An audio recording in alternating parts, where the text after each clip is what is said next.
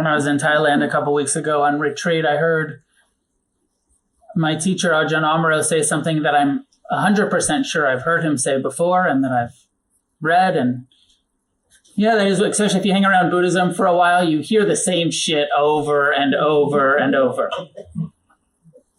Buddhism's a pretty simple philosophy, and you get the Four Noble Truths and the Eightfold Path and the four foundations of mindfulness and the Brahma-viharas, and you just get it over and over and over. And but he said this thing, quoting Ajahn Chah, his teacher. I know I've heard it before, but it landed. It landed. He said that Ajahn Chah used to say that even for advanced meditators, even those who've been on the path for a long time, he said 50 to 70% of the time he thought, you know that letting go is the right thing to do, but you can't quite do it. Letting go is always the right thing to do. There's nothing worth clinging to from a Buddhist perspective. Clinging always equals suffering. So if your desire is to not suffer, the solution is always let go.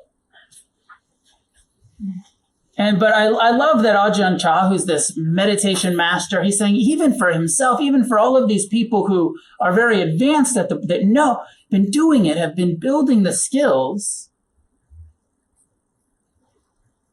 at least half of the time you're there going, I should let go, but I can't. I know the right thing to do is let go, but I'm not able to in this moment. I'm obsessed, I'm attached, I'm afraid, I'm whatever it is that's continuing the clinging. So I want to talk tonight about what it means to let go, because it's so easy to say, let go. Such a simple idea.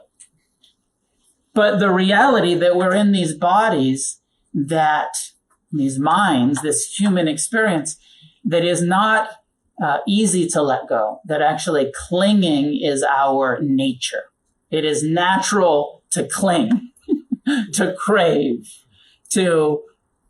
that's normal. Letting go, non-attached acceptance of reality as it is so fucking radical that if you get good at it, they call you enlightened.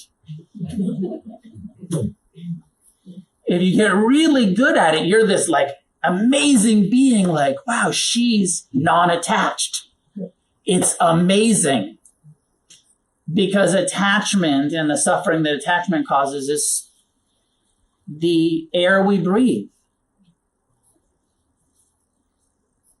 Is normal.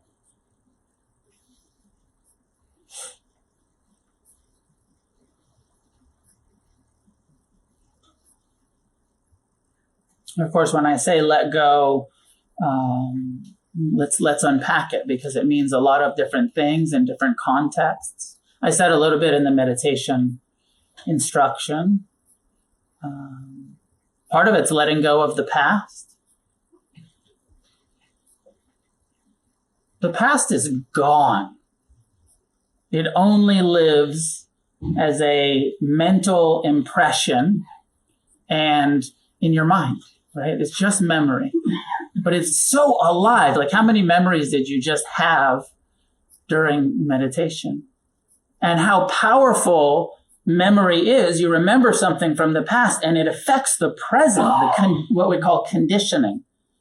Experiences that we've had, pleasant or unpleasant or neutral from the past, have such a powerful effect over us in the present, but it's gone. All that remains is a story about it. There's a memory of it. So part of letting go is letting go of the past. Letting go of the painful past that we resent, that we hate, that we fear.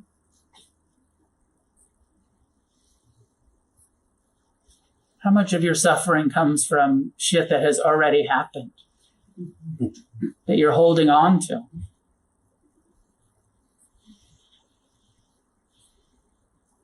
good amount of it, right? So again, it's this simple, like, oh, we'll let go of the past. Even if you meditate a lot, 50% of the time you're going to be knowing, like, oh, I should let go of this resentment that has arisen. I should let go of this craving for the past. But I can't. The mind is attached.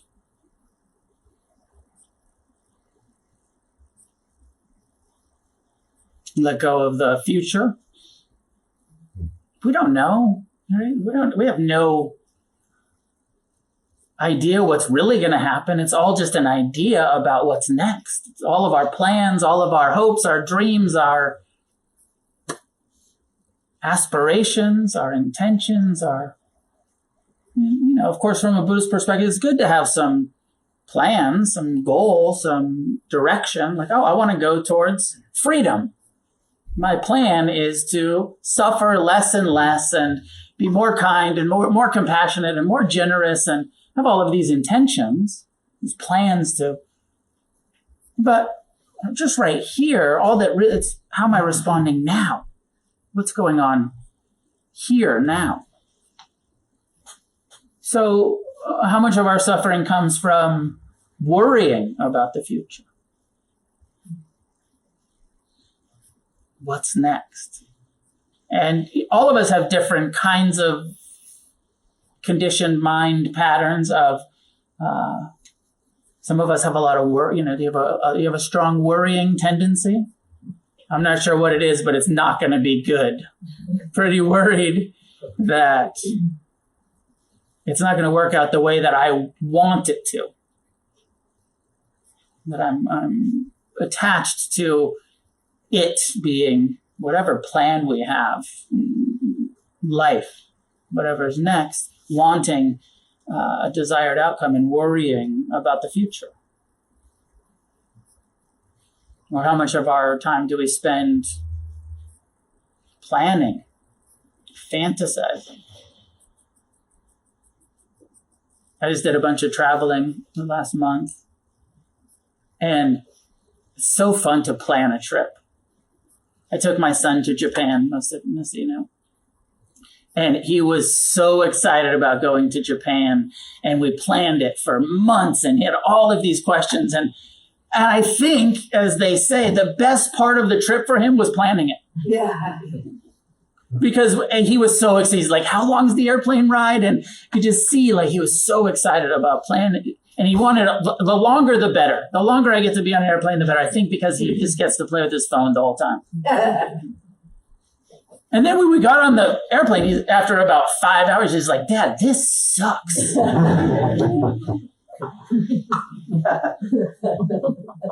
This last weekend, I took my kids to Lake Tahoe, and they were so excited. We're going to go to the snow. We can't wait to get to the snow. What's it going to be like? And then when we got there, lines everywhere. It's fucking between Christmas and New Year's at Lake Tahoe, South Lake.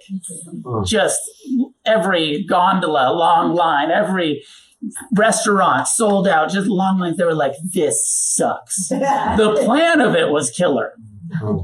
This was such a great trip before we took it. It was amazing that we were going to go. But then once we got there,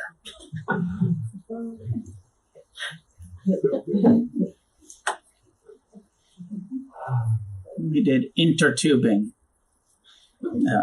down the snow. And it's like this 30 or 40 minute wait in line to go up.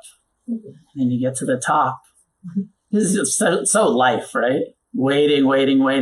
You get to the top and then a little bit more waiting. And then it's like, I don't know, 60-second excitement.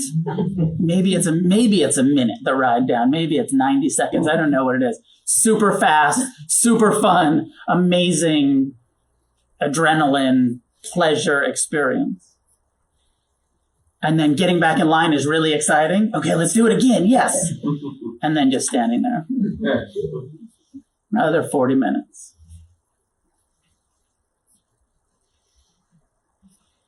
part of letting go is, I don't know how that quite fits, but part of letting go is letting go of the future and our idea of what it's going to be like. That thinking that, oh, this relationship's going to be amazing forever, all the time. This trip's going to be amazing. This forgetting about the long lines, forgetting about all of the life we have to live between orgasms. The reality of relationships, of waiting in lines. And so maybe the core, so there's the letting go of the past, letting go of the present being any different than it is. Because I've been practicing mindfulness all these years, I'm pretty good at standing in line. Because I'm just there, standing in line. My kid's not good at it. Kids, this sucks. I'm like, kind of beautiful up here. We're just standing in line. One of the skills that we're building, I said last week, 3 skills. Learn to be bored. Learn to be hungry. Learn to be lonely. I way prefer the 90-second ride down. But part of the skill that mindfulness has taught me that we're all trying to learn is letting go of needing the present to be any different than it is. Yes, of course, preference for the fun part, but also this is mindfulness, standing in line practice, riding the chairlift practice, up in the gondola, whatever it is. 12 hours on an airplane. This is a meditation retreat. Here we are in the air. Uncomfortable. Letting go of needing it to be any faster, any shorter, any more comfortable than it is. It's impossible to be comfortable all the time. Last week, Judy and I were talking about one of the important things about learning to sit on a cushion is increasing our tolerance for discomfort.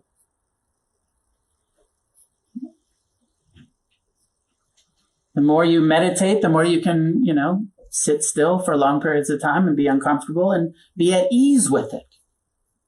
It's not about getting to the place where we're comfortable all the time. It's letting go of needing to be comfortable all of the time. Letting go of needing the present moment to be the way you want it to be and accepting it the way that it is. And this is a skill that we build. And then the humility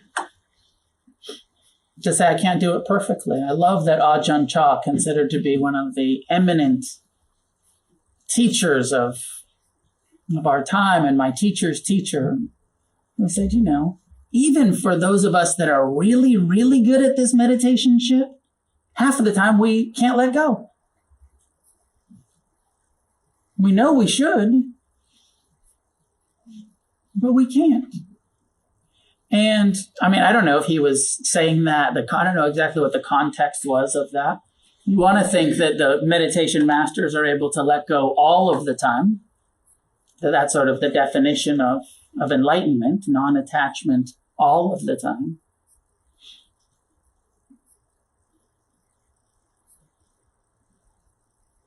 But even if this path only decreased your suffering by 50%, pretty fucking amazing, right? If you could suffer 50% less than you suffer now, or that you suffered before you started practicing. The promise of nirvana is 100% improvement, right? The real Buddhist teaching is if you take this practice of non-attachment, of developing compassion, of developing wisdom, you'll become so non-reactive to pleasure and pain and the normal craving and clinging tendency of the body that you won't suffer at all. Craving might not go away. Pain certainly not going to go away, but your reactivity to it will be so transformed that you will have zero suffering in your life. That's the promise. And then we have Ajahn Chah saying, maybe actually most of the time that that's the right thing to do, but you can't do it.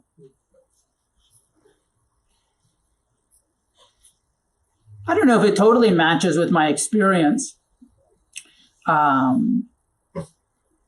Because it's so hard to judge our own internal skills. The way that I feel is that actually most of the time these days I'm able to let go. And that I'm only a small percentage of the time I'm not able to. I can't do it 100% of the time. I do totally. I think that's why I related to it, because I know that feeling so well. I know what to do here. I know this is calling for my compassion or my forgiveness. I know this is calling for non-attachment. I know that the Dharma tells me in this situation, let go. Don't resist it. Don't fight it. Don't cling to it. In this situation, let go. I know that that's what the Dharma has taught me. And then I have this internal experience of I can't, or I won't, or I'm not, for whatever reason, forgiving, or I'm not accepting, or I'm not.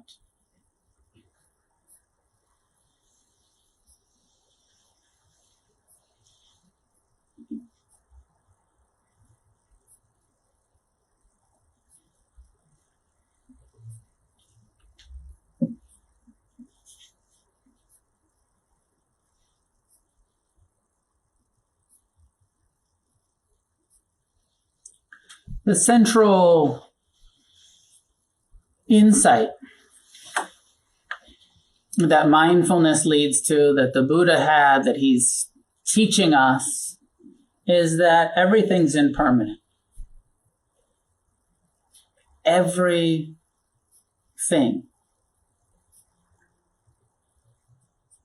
Now, in order to let go, we have to really know this. Everything's impermanent. Because everything's impermanent, if you cling to impermanent thoughts, feelings, sensations, people, places, things, you suffer. The cause of suffering is clinging to or trying to control, right? Sometimes it's clinging, sometimes it's trying to get rid of impermanent experience on your timeline rather than its nature. Everything's impermanent, but sometimes things change a little too slow for us, right? Like, you know this pain isn't going to last forever, but it feels like it is, and you need it to go away on your timeline. I need to get rid of this shit now, not wait for it to naturally arise and pass. That seems way too long.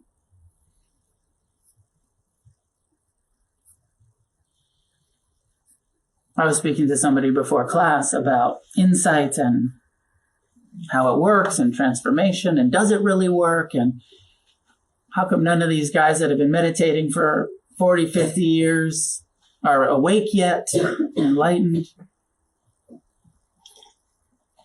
And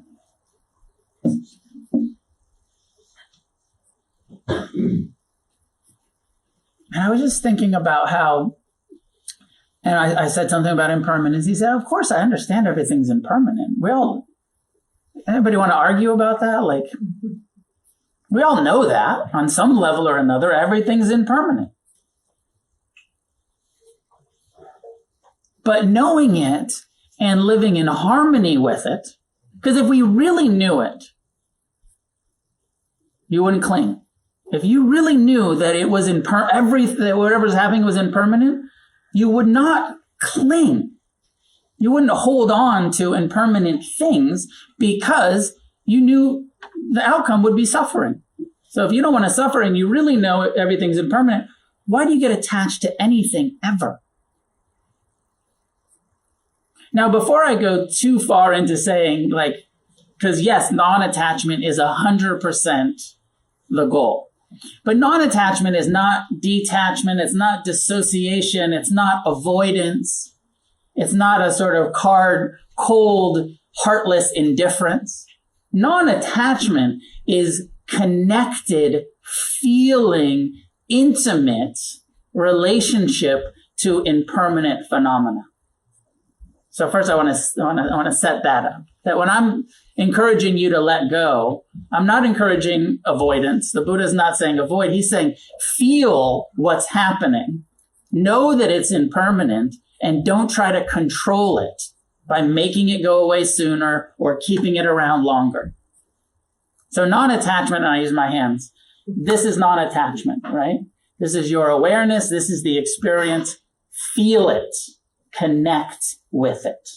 Feel the impermanent reality of that thought, that emotion, that sensation, that person, that place, that long lift line, that long airplane ride, that uncomfortable meditation cushion, whatever it is, feel it. Put your ass on it and feel it. People think non-attachment is like, well, fuck that. I'm not sitting on that chair. I'm not waiting in that line. I'm not going on that trip because I don't want to sit in that tin can flying through the air for 15 hours. I'm going to avoid. Non-attachment is not avoidance. It is fully, intimately connecting with what's happening as it's happening without clinging to it, without not letting the impermanent experience be impermanent. You see what because impermanence is just like, fuck that, I'm done. You're like, wait, don't change. Or it's like, oh, wait, this hurts, go away. It's one of the reasons why I don't let go. In my own mind, I think, and I've seen in my own practice do this where I'm like, oh, I'm going to let this go, which is like a subtle or not so subtle. I'm going to let you go away. And it's a little push. I'm going to let go of you. You suck. Where letting go really is just, oh, I've been doing this. I'm going to go like this. And it also means if I've been resisting, I've been pushing against, I'm going to stop pushing. I'm going to let go of the resistance and just be here with this experience, this emotion, this sensation, this experience that we're in, this person, this communication.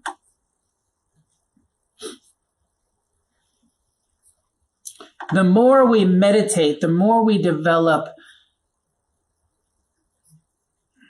more than just understanding, more than just knowing. We call it insight into impermanence.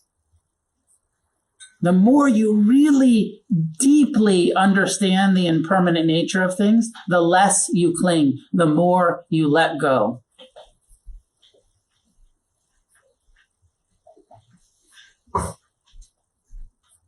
I feel like the insight into impermanence, I don't know if this works or not, just came up with it on the spot. The insight into impermanence and clinging would be a little bit like, like when you're young and you don't know that fire is hot and you touch it. Like, you're a kid and you don't know that and you just touch it and you burn the shit out of yourself and you're like, oh, fire is hot. I'm going to not do that anymore. Okay? Clinging hurts. Stop doing it. It's just like fire.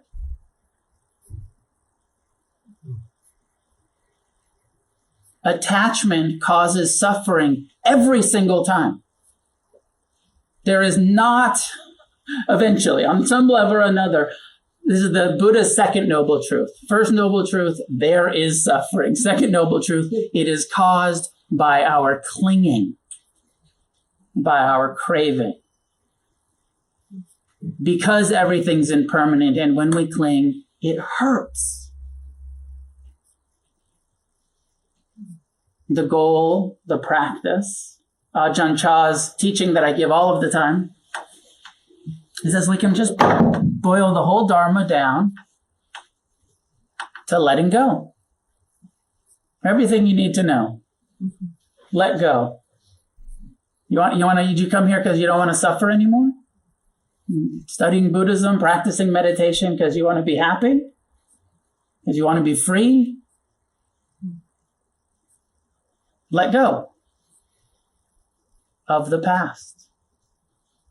And it's not just, I think that part of our letting go of the past is tending to the wounds of the past, is doing the forgiveness practice, the resolution, the amends that need to be made. Like, don't just pretend like you didn't cause all of the harm you caused by letting go of it, right? This isn't don't forget that all of the harm, the abuse, the trauma that you've experienced didn't happen, but tend to it and let go of reliving it over and over and replaying it over and over and letting it.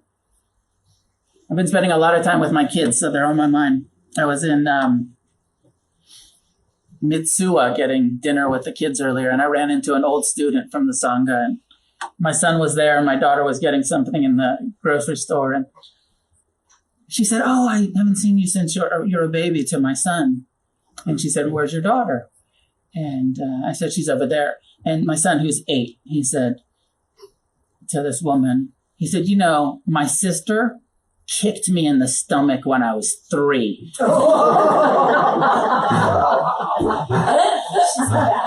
Dude just turned 8. 5 years later, main impression that he wants to make on someone else about his sister is this resentment he's holding on to from 5 years ago. She kicked me in the stomach when I was 3. And I use it as an example because we're all doing that. And kids are so good because they show us this isn't personal. This isn't his fault. It's just what the human mind does. It remembers painful stuff and then it pulls it out at the opportune. You know what? She kicked me in the stomach. The Buddha says something about like, they abused me, they beat me, they betrayed me. Those who think with these thoughts, this mind of hate, suffer.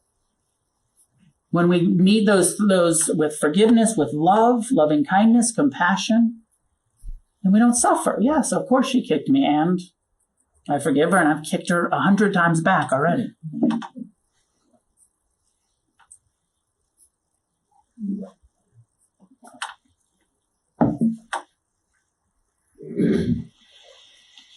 When we really have the true insights into impermanence, you'll start to understand. This is how I want it to work. I'm not sure if it's true, but I'm going to say this. That clinging is like touching fire. Right? You don't really touch fire much anymore, right? You're very careful around it. You don't just put your hand on the stove or in the coals, or you're very careful around fire because you really know that would fucking hurt. Now, part of the problem here, there's some story that I'm trying to remember about how in the suttas, the Buddha talks about how lepers, when they've lost part of their limbs, he meets some lepers and they're using the coals to burn the flesh because it's soothing. When there's leprosy and you burn the skin, the dead flesh around, there's something soothing about it. And he comes upon these people who are taking the coals, these lepers, and they're burning the flesh. And although it's soothing, it's destroying their body more. There's something, because to use this analogy around getting burned, there's something about clinging that feels so good. Right? It's not, that's where the fire analogy doesn't totally work, because you burn yourself, it just fucking hurts. Unless you like that kind of thing, then you like it. But for most, it's like, oh no, that fucking hurts. I don't want to do that. But we all know attachment hurts, but there's something about it that's like, yeah, I know it's going to hurt. I know I'm going to suffer about it, but there's something so satisfying about anger, about hatred, about clinging to resentments, I feel so powerful when I'm angry at everyone else. When I'm stuck in they betrayed me, they are ignorant, racist, sexist, whatever, like the reality of the world that we live in, pretty easy to stay angry about the past and the present. And there's something that feels good about it. Wouldn't you like to be Isn't it delicious to have self-righteous anger? Feels so good. So powerful. Fuck them. Feels good to say. Fuck them. But then there's also part of living with a mind that's always resenting, that's always judging, that's always saying fuck them. It's quite unpleasant, quite painful to live with an angry mind. So on one hand, it feels good, but on the other, it's the cause of our suffering. So the Buddha is saying, like, yeah, it might feel good to cling some of the time. Especially in relationships, right? When it's really mutual and you're both clinging to each other at the same time. Romance. This is so good. We're both attached to each other in the same way at the same time. Until that changes. And one of them's like, I'm not so interested in clinging to you today. Like, oh my God, my heart is broken. I was over here clinging to you and you weren't clinging to me. And now I'm clinging to you and you're not clinging to me. And now this dance of relationship. It felt so good those first 2 months of our romance. Perfectly obsessed with each other. What happened to that lust? And now you want space? You have your own moods, opinions, and views? I thought we agreed on everything.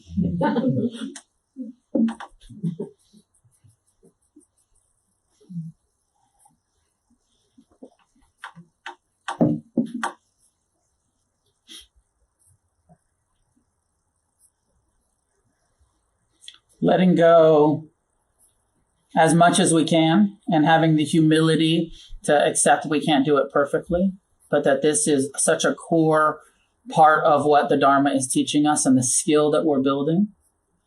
The more we turn towards the reality of impermanence, the more we see nothing's worth clinging to. And that clinging is not this detachment, that it's still staying connected. And maybe where I want to end, or the next thing I want to talk about here, is because of the impermanence and the necessity of letting go is the reality of grief. When I was with Ajahn Amaro, my teacher, at that retreat, I had an opportunity. The whole retreat was on death, aging and death and loss. And so I had an opportunity, because he was talking all of this, wonderful Dharma teachings about the nature of impermanence and of loss and of the importance of awakening, because death, sickness, aging, and death is what's happening here. And at one point, I had an opportunity to ask him a question. And I said, well, what about grief? Are we supposed to get to the place where when we're so non-attached and we're so awake that we don't grieve anymore? And he said, no, grief is totally healthy. Everything's impermanent. You should be grieving the loss because everything is being lost. And that in some ways, clinging is trying to avoid grief.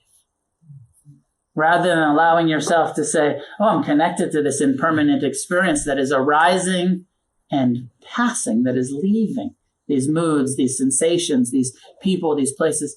So that, of course, allow yourself to grieve. Allow yourself to feel sadness as the appropriate response to loss. This guy's been a monk for, I think, 45 years. And then he said, the last time I cried, and I was just bawling, and there was this big loss, and then it turned out that was like 25 years ago.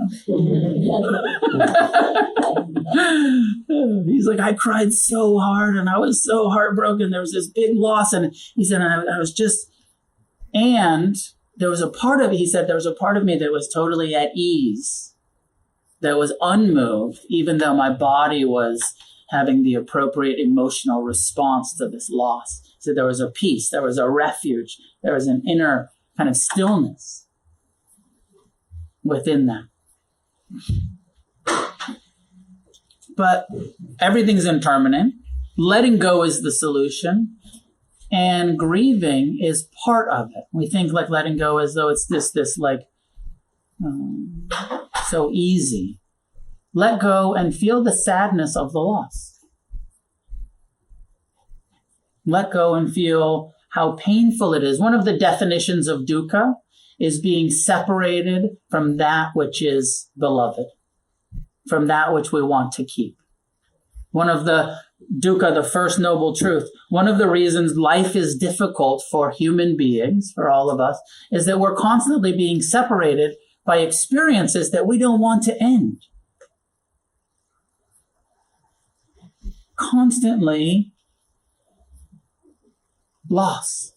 It's one of the reasons. And when we cling, it makes it that much worse. The rope burns of trying to keep experience. Or the resistance to experience. Let go, let yourself feel the pain.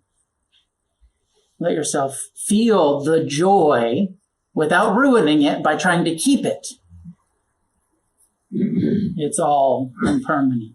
Letting go is core, grieving,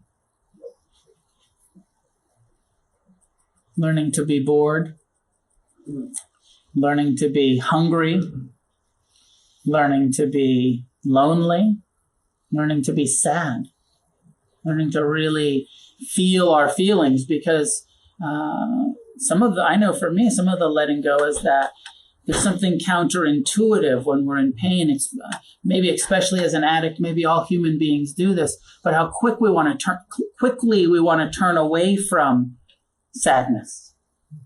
How quickly we want to go to the phone, we want to turn on the television, we want to pick up the book, or we even want to sit down and meditate it away.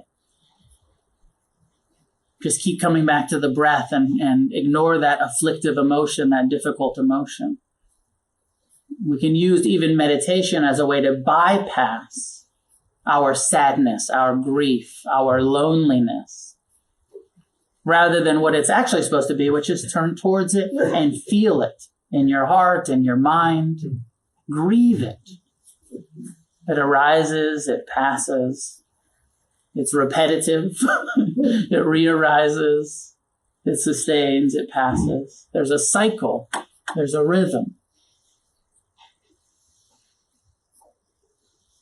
to emotions, to thoughts, to feelings.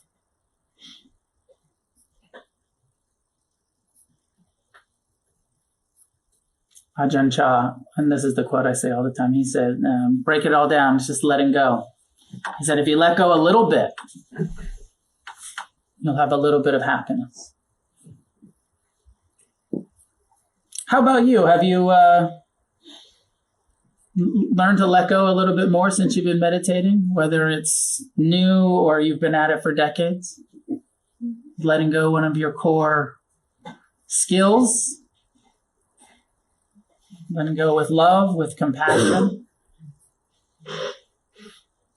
He said, if you let go a little bit, you'll have a little bit of happiness. If you let go a lot, if you get up into that, I don't know what a little bit is, 10% of the time. You'll be 10% happier. That was what that one book and one guy said. He said, wow, man, if we meditate a lot, you'll be 10% happier. Which, pretty good increase for somebody who's already pretty happy.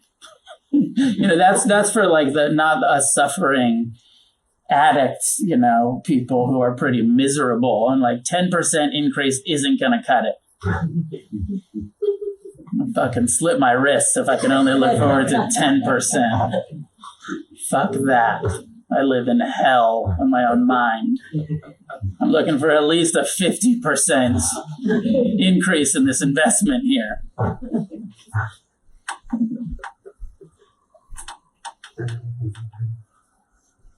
Sure, George, go ahead. The teaching on detachment as the root of all suffering. Yeah. Blew my mind when I started doing around 10 years ago. But letting go, it's not a decision. You know what I mean? I don't understand it. I don't know how it works. And it makes sense. But it's not okay, I'm just going to let this go. For me, it doesn't make sense. I've never really done it. So I don't know if it's an attitude or an expression, but it's definitely not just a decision. How has it changed over your decade from when you came in and the level of code 5 clinging you had back then. And What's changed is my clinging. yes, By decreasing the clinging, I don't have to worry as much about letting go. right. But when you do cling, you're seeing, I can't just, this is what Ajahn, this is what a quote, he's saying, like, even meditating for 10 years and, all these years in recovery. And sometimes when you wake up to I'm attached, you can't just let go. It's not a decision. Exactly what Ajahn Chah is saying is that you can't just, I'm supposed to, but I'm in it and I'm hooked and I can't just will it to release. And there's awareness I never had about it too, which I have, which has been so beneficial. Which maybe helps us disengage a little bit sooner than we used to. And also when we didn't know it, before we knew the Dharma, we didn't even know why we were suffering so much. And now at least there's that awareness of like, oh, I'm attached and that's why I'm suffering. And, but as you said, you cling less, you get hooked less over the years of practice. Sure. I was thinking what George is saying. I was thinking from my own experience, I would call it resignation. Yeah. And it's from the experience of life. Yeah. When you're young, like you're talking about your kids, they don't know how to let go because they have an experience that they can't cling on to it because it's going to go anyway. Yeah. I'm experiencing what we'll call depression or sadness by getting older. A lot of my friends have got cancer and, it's really a bummer. I would call it sadness, but it feels like depression. Yeah. Right? About the reality that people are close to me are starting to get sick and dying. And, but what am I going to do about it? So it's not like I'm letting go. It's like, shit. Resignation is like acceptance with a little bit of like resistance. I'm accepting it with, sure. Yes. And then the other thing about suffering I think about is really, you may have experienced, I mentioned one of the group that said to me, I got to talk to them. I'm really confused. And, we all want things that may be wholesome, right? It's not necessarily clinging. We want our kid to be happy. But we don't know how to raise children because we weren't raised in a healthy way. So, and we just can't say, I'm just detaching. Right. So we go, what the fuck is going on? What's going on in my mind? What do I feel? What's going on in my body? How do you solve that? How do you detach from something when you want a wholesome outcome, but you have no idea because you have confusion in your feelings, in your body, and in your mind. So you don't even know how to even begin to untangle that. And I'm sure a lot of people come to you and go, no, what do I do? No. One of my favorite answers is, I don't know. Who does, God? I mean, it's quite simple. Like, we all know what to do. Let go. Let go of what? But I can't. What to let go of? Well, you're talking about this thing with the kids and, we let go of thinking that you can control your children's experiences. We know what to do. Have compassion. Let go. Don't take it all so personal. I mean, maybe the last level of letting go is let go of identification with your mind as who you are, or your body aging as who you are. As long as you think that this is you, as it gets old and sick and injured, and you're going to suffer. Let go of the misidentification with this body as self. It's just rented.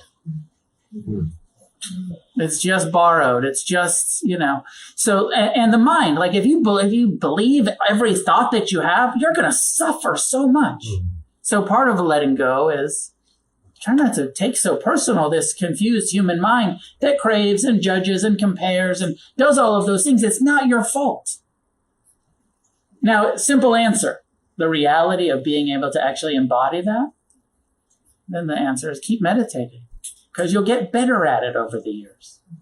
Casey, then Kat, then Ron. Sorry if there's hands over here. These guys got my attention. Casey. I have a theory that you can't actually let go, that you don't let go. That's not something that is you actually, the person, can't do that. Uh-huh. That what you are doing is experiencing present moment awareness, and And it kind of happens on its own out there somewhere. Like you can't actually let go of anything. Uh-huh. All you can do is sort of cultivate the factors of awakening, and it'll happen on its own.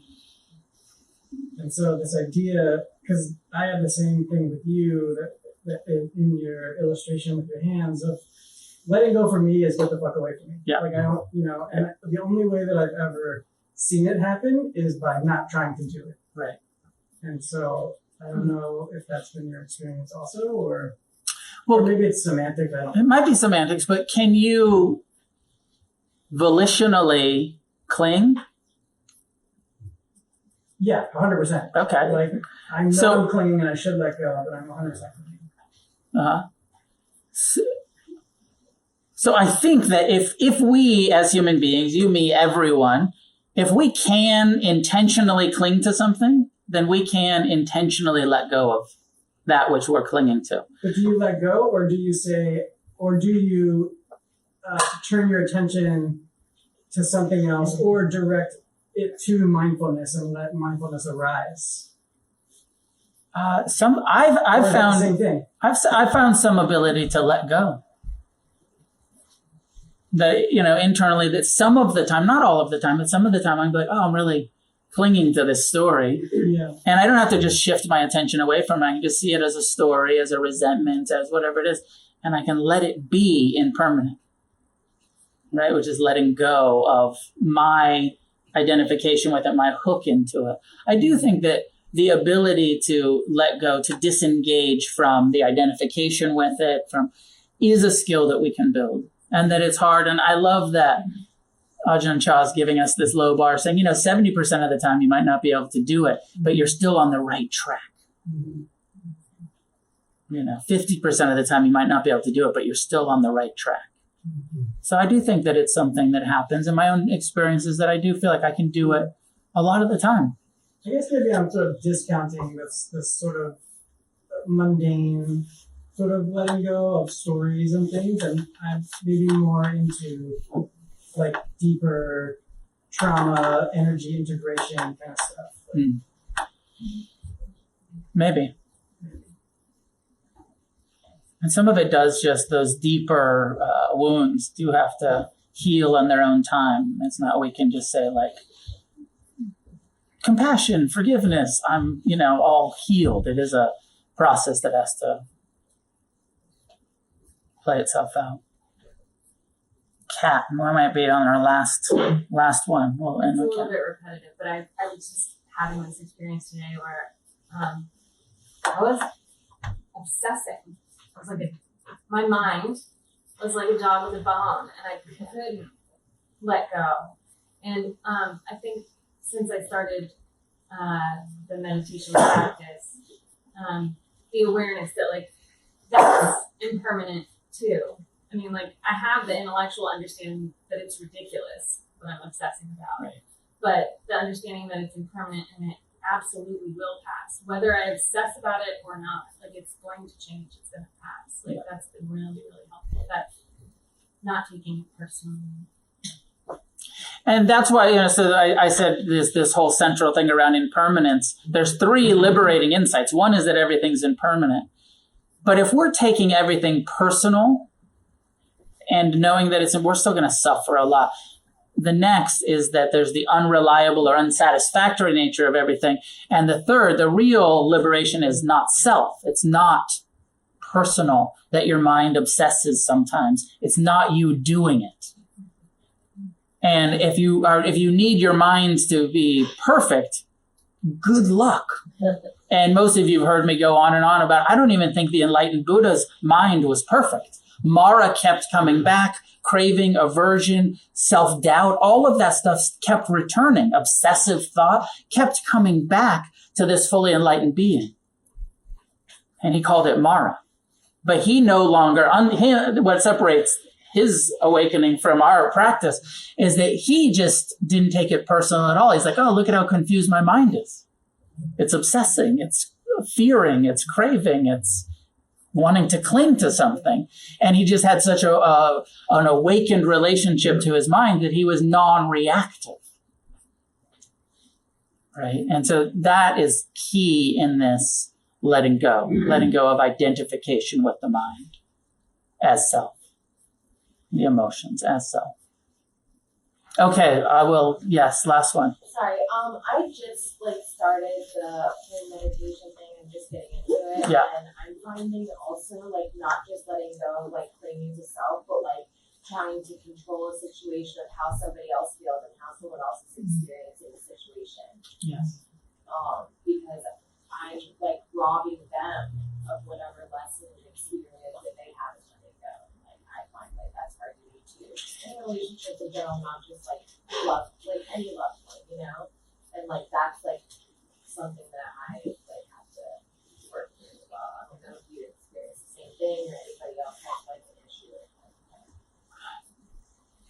it. Yeah, I just want to say yes, and we are out of time, but of course. That's why I was doing this whole thing about the clinging. It's natural. It's the normal human relationship is to get attached and to kind of controlling. And, if it's really imbalanced, we call it codependency or we call it enabling, but it's actually just pretty normal on a lot of levels to cling to each other. And I love what you're saying is that, hey, if we're doing that, not only am I creating suffering for myself, but I might also be creating that insight that you're already having, might even be creating suffering for my partner out of loving, becoming enabling, becoming controlling, rather than allowing them to have their own experience. I think that's where the compassion comes in too. Yeah.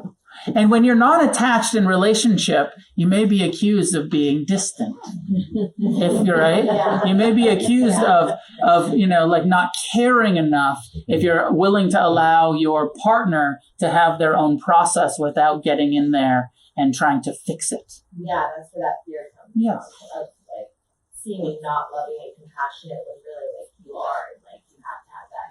And yes, but it doesn't have to, Al-Anon says, detach with love, Yeah. which is it's a good image.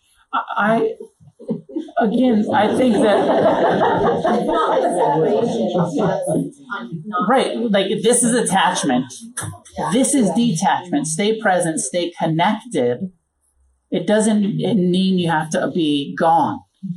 It just means stop trying to control each other and stay present, intimate, and connected with non-attachment. Easier said than done. Yeah. Good luck.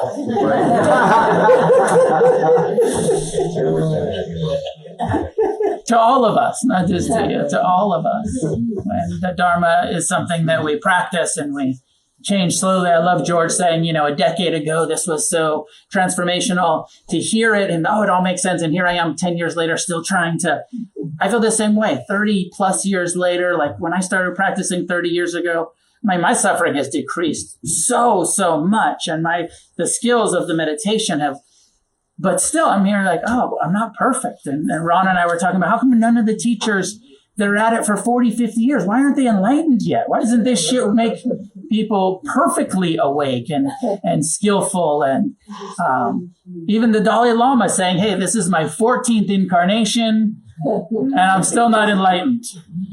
I'm the king of Tibet and I'm still, he's quite clear. He said, I'm not a Buddha. I still get angry. I still, I still suffer. So that's a different question about how far this path will take us and this promise of perfection, which can fuck us up a little bit. I'm happy to settle for progress, not perfection. Totally happy to settle for decrease of suffering, increase of wisdom.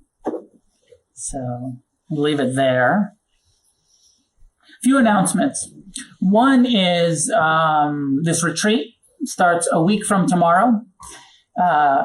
Think about coming. We do have some scholarship money. The scholarship money is going to come out of the teachers' pockets. There's no big donors that have donated, but Jason Siff has said he wants to open it up to people who are coming. So if you have the time and the desire to come practice for 9 days in silence with Jason and I,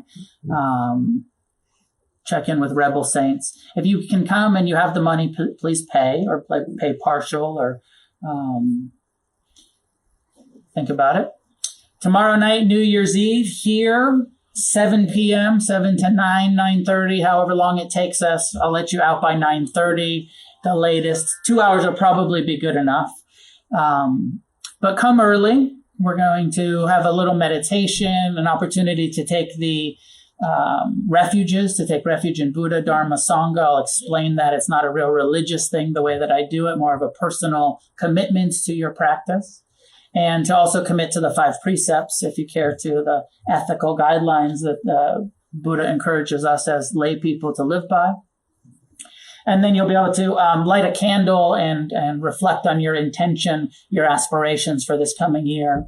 And we'll do that together as a Sangha. It's a powerful ritual that I've been helping to facilitate for a long time, almost 20 years, every New Year's Eve. So think about coming and joining us for that tomorrow night. Judy? Can I just make so last week you talked about breaking bread or asking people to go out to lunch with one another, and I asked him via email if it would be okay if we brought food. So I was thinking of bringing pizza and salad. I think if anybody else wanted to. I don't want to do it as a potluck. Okay. We're going to have cookies and tea, and Judy offered to bring some stuff. If you want to bring something, fine, but I don't want to make this into a big, it's 7 o'clock to 9 o'clock, couple hours. Fine to bring some snacks, but I don't want to make it into a big food thing. The other announcement is about money. It's the end of the year. If you are in the place to make a year-end donation, we just got our nonprofit status. Your donations are tax deductible. The reality is I've been paying the rent out of my own pocket for this center. I also spent almost $50,000 remodeling this building so that we could have a meditation center. I've used a lot of my savings in order to create the Against the Stream after the last center got closed. So I'm happy to do it. I love the Dharma. I want us to have a home for our community, and I can't afford to continue doing it. And it's your turn to help pay the rent on this place. And we hired Ricky, and right now I'm paying her out of pocket for only 10 hours a week. And we really need her. We really need somebody to manage the center and the social media and the website and all of the stuff that we're doing. And so the community, the way that Buddhism traditionally is that the teachers give and the community supports the centers and the employees. And so we need to raise a whole bunch of money this year so that we can pay Ricky and we can pay the rent. And eventually I'd like to actually get paid as well. I love teaching, but I also don't have a lot of income these days. So need to do some fundraising. If you're in the place to help, if you feel that we're a worthy place to donate, please be extra generous so that we can continue and that we can grow and thrive in this community as we have for years. So be generous. We have a new thing where you can become a monthly supporter. I think it's on the, is it on the iPad? Crave.com/donations.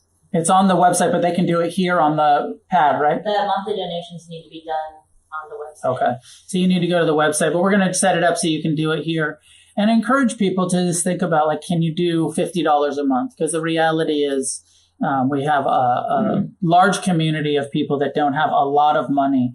What's in your budget? Can you just say, I'll give $20 a month or $50 a month or $100 a month to become a monthly supporter? It's how we used to do it. It works pretty well. We're never going to charge memberships. We're always going to let everybody in regardless of ability to pay. So it's up to you to decide, I want to support this place. I want to support this continuing. So please consider doing that.